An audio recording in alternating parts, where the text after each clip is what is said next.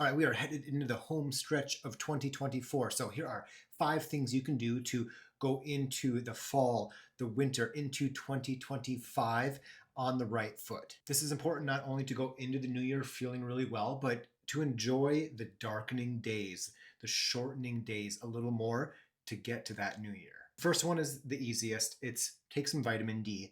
It's a fat soluble vitamin. Take it in the gel capsule or with a meal because it's fat soluble. That gel is a fat and it will be better absorbed that way. Vitamin D can help with bone health, mood regulation, energy levels, and immune support. So take 5 to 10,000 IU international units daily. Group runs are another great one. I try to do 1 to 2 group runs weekly, and I kind of joke that like most of the time that I spend with friends is either before, during, or after a group run, and I'm okay with that. But they help with motivation, especially when it gets kind of crappy outside, darker outside. Going out for 1 or 2 group runs weekly, whether it's just like the one person down the street or an actual dedicated group run that is structured by a club, for example.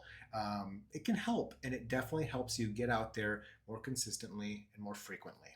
Having a race on the schedule can certainly help as well. The turkey trot is always in there at the end of November. And having something even like, oh, I'm going to do a marathon or something in the spring, even having that in the long distance kind of timeline can help you do a little better because like I kind of joke to my clients that the most important part of a 3 or 4 month training plan is what you do the 2 to 3 months before that training plan starts. Speaking of that, that kind of segues into the 4th tip, which is to do strength training. If you're not doing 2 to 4 regular, consistent strength routines weekly, check out the first comment of this video on YouTube. I'll link you to the strength routine. I'll send you the 15-20 minute strength routine that I almost always start my new clients with no equipment necessary. I often say do it like outside before you come in the house because like I have a 3-year-old and chances go way down. I'm going to do my strength work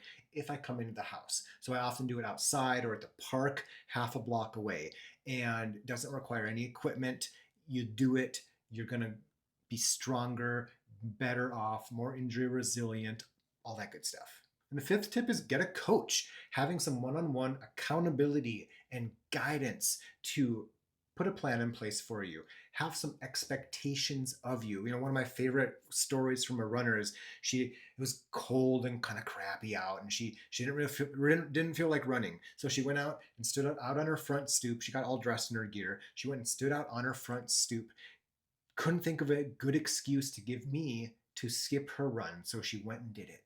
She was glad she did, of course. And so if you think some regular, consistent guidance and accountability would be helpful for you leading into the new year, through the fall and winter, let me know. The link to my website is in the description of this video. It tells you how much coaching costs, it tells you how it works, and if it makes sense and you think it would be good for you, let's get started.